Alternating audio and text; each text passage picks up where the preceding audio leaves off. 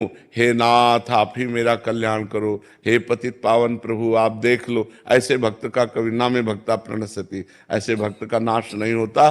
भगवान कहते मत चित्ता सर्व दुर्गाणि मत प्रसादात् तरिष्यति, मेरे में चित्त लगाने के कारण सारे दोषों का मैं नाश कर देता हूं, और मत प्रसादात् तरिष्यति, मेरी कृपा से वो मुक्ति को प्राप्त हो जाता है, मेरी कृपा से वो एक जन्म में ही भगवत प्राप्त। भगवान सब कुछ कर सकते, कर्तुम अकर्तुम अन्यथा कर्तुम, एक है साधन पक्ष और एक है कृपा पक्ष। तो जो भगवान की शरण में कृपा पक्ष से है, वो साधन करते हुए भी अगर कहीं लड़खड़ा जाता है तो उसके दोषों को प्रभु मानते ही नहीं। जन अवगुण प्रभु मान न काऊ, दीन बंधु अति मृदुल स्वभाव, उसके दोषों को मानते नहीं, दोष है उसका कल्याण कर देते। मत प्रसादात् तरिष्यति, मेरी कृपा से वो पार हो। महाराज जी एक और समाधान चाहिए। महाराज जी साधन पक्ष भी देते हैं प्रभु और कृपा पक्ष भी देते हैं। महाराज जी कृपा पक्ष किनको देते हैं महाराज जी? जो सत्संग में, साधु महात्माओं के सत्संग में अपने को अनाधिकारी समझ पाए कि मैं तो नहीं मन को जीत पाऊंगा, इंद्रियों को भी नहीं जीत पाऊंगा, पर भगवान को तो प्राप्त ही करना है, तो हे भगवान मैं आपके शरण में हूँ, मैं जैसा भी हूँ, हे पतित पावन, हे भक्त जन रंजन, जैसा भी हूं नाथ मैं आपका हूं। अब आप देख लो, आपको जो कराना है हमसे करा लो, भजन कराना है भजन करा लो, जितेंद्रियता जैसे आप चाहो वैसे चला लो प्रभु, मेरे बस में नहीं, मैं तो सिर्फ आपकी, हे नाथ मैं आपकी शरण में हूं। अंदर से जो बार बार भगवान की वो शरणागति, और जिसका अच्छा ऐसे से ऐसा ऐसे से ऐसा वो हर साधन को पकड़ता हुआ चल रहा है, वो भी भगवान का कृपा पात्र है, क्योंकि साधन पकड़ रहा है पर उसमें कुछ अहम है, उसमें अपनी बुद्धि का भरोसा है, और उसमें बुद्धि का, जैसे शरणागति के दो प्रकार बताए, एक बिल्ली के बच्चा की शरणागति और एक बंदरिया के बच्चा की शरणागति। बंदरिया के बच्चा की शरणागति विवेकवान, साधन संपन्न, उसको इशारा भगवान देंगे कि भ्रष्ट होने का अवसर आ रहा है। जैसे बंदरिया अपने बच्चे को इशारा देती जब छलांग लगाना होता है, ऐसे करेगी तो कस के पकड़ ले, अब वो छलांग मारी, अगर कस के ना पकड़े गिरे तो गिर जाए, वो इशारा देगी कि मैं छलांग मार रही हूं, जरा सा ऐसे बच्चे को संभालेगी, बच्चा समझ जाता है कि अभी छलांग लगाने वाली है और कस के पकड़ लेता है। ऐसे ही भगवान इशारा देंगे कि माया का आक्रमण होने वाला है, तुम्हारे सामने प्रश्न आने वाला है, तुम सावधान विवेकवान हो, इसलिए अपने आप को पकड़ करके बचाओ, साधन को पकड़ लो कस के। और लेकिन जो बिलैया के बच्चा की शरणागति है वो ऐसे तुम्हें ले जाना है जहां ले जाओ, हमें झटका वटका से कोई मतलब नहीं है, इशारा दे मैं हूं, चुप कर। अब वो बिलैया क्या करती है, अपने मुंह में दबा के ले जाती है, जिन दांतों से चूहों को मारती है उन्हीं दांत, वही मुंह में दांत है, लेकिन इतनी सेफ्टी से उस बच्चे को पकड़ती है, जहां उसको ले जाना होता है स्वयं ले जाती है। ऐसे ये अजात पक्षायु मातरम खगा, ये बहुत सुंदर मार्ग है। जैसे जिस पक्षी के बच्चे के अभी पंख नहीं निकले, घोंसले में बैठे केवल माँ की बाट जो होता रहता है, ऐसे जो केवल भगवान की कृपा की बाट जो होते हुए भगवान का सुमिरन करता रहता है, ऐसे भक्त का निश्चित इसी अज्ञान है। अज्ञान के कारण ही हम परिस्थितियों में, विपत्तियों में, दुख में, भोगों में फंसे हुए हैं।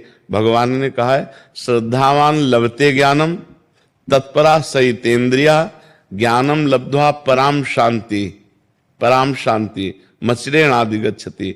जब कोई श्रद्धा करके संत महात्माओं का संग करता है, शास्त्र का स्वाध्याय करता है, तो उसे ज्ञान होता है क्या करना चाहिए, क्या नहीं करना चाहिए, क्या करने से शांति मिलती, क्या करने से अशांति मिलती। फिर वो अपनी इंद्रियों को कब्जे में करता है। अभी हम इंद्रियों के गुलाम हैं, वो अपनी इंद्रियों को अपने अधीन करता है। मन और इंद्रियों को अधीन करके जब परमात्मा का चिंतन करता है, तब उसे जो अंदर ज्ञान प्राप्त होता है, तब शांति प्राप्त होती है, जिसे शाश्वत शांति कहते हैं। कि भारी से भारी विपत्ति में भी उसके हृदय में कोई हलचल नहीं, उसे शांति कहते हैं। प्रारंभ की शांति त्यागात शांति अंतरम, जो जितना भोगों का त्याग करता जाएगा उतना ही वो शांत होता जाएगा। और भोगी पुरुष अशांत होता है और त्यागी पुरुष शांत होता है। तो अगर हम संघर्ष से कहें तो संघर्ष से नहीं, ज्ञान से, ज्ञान से प्राप्ति होती है। अब हम स्वीकृति करें कि मैं शांत हूं, तो इतने मात्र से शांति थोड़ी हो जाएगी, कोई विपत्ति आ जाएगी, अब ये शांत हो। जब हमारे अंदर ज्ञान है कि विपत्ति किसके ऊपर प्रभाव डाल रही है, ये क्यों आई है, इसका कारण क्या है? और उस कारण को जानते हैं कि हमारे ही कर्मों का फल है, तो हम बहुत शांत होकर, निरपेक्ष होकर उसको सह लेते हैं।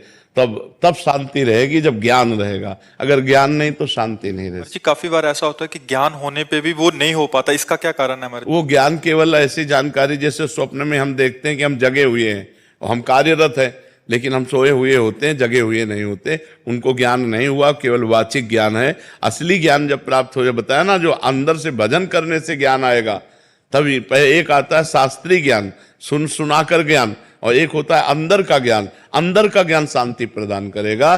जो भजन करोगे, इंद्रियों को भोगों से हटाओगे, और जब असली ज्ञान है तो हमें पता है कि फिर वो शांति भंग नहीं होगी।